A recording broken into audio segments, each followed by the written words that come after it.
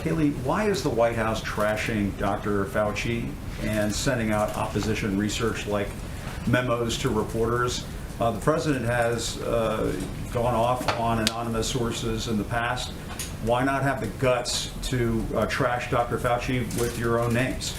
So President Trump, I'll refer you back, there's no opposition research being dumped to reporters.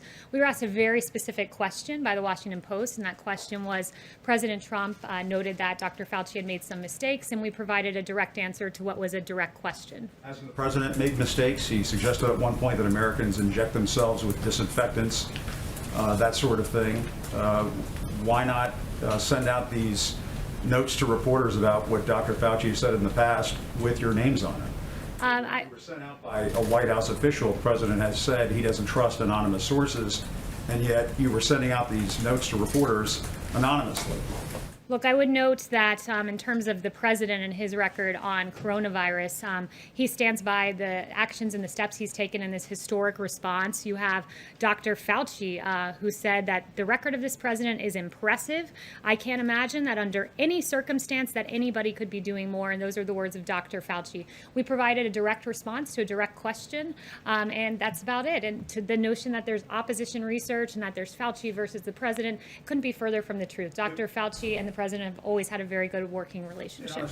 Yes. Thank you, Kayleigh. You mentioned a quote from Dr. Fauci, another quote from him.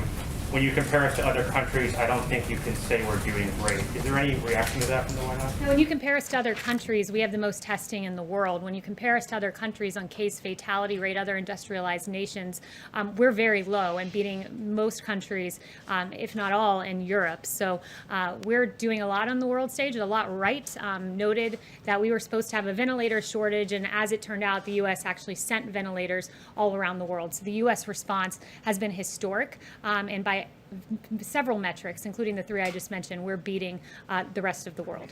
One more question, if I could. The president retweeted something this morning implying that he believes that he retweeted something saying that the CDC is lying about the coronavirus in order to hurt his chances of getting reelected. Does the president believe that the CDC is lying about COVID-19?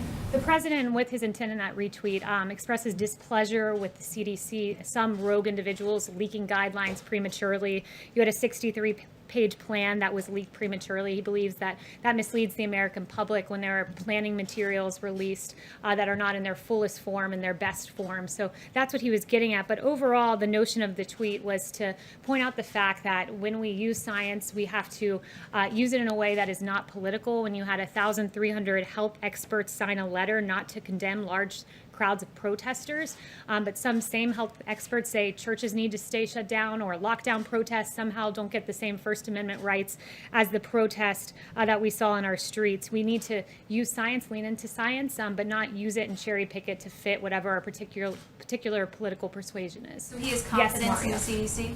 He does, Mario. Thank you, Kay.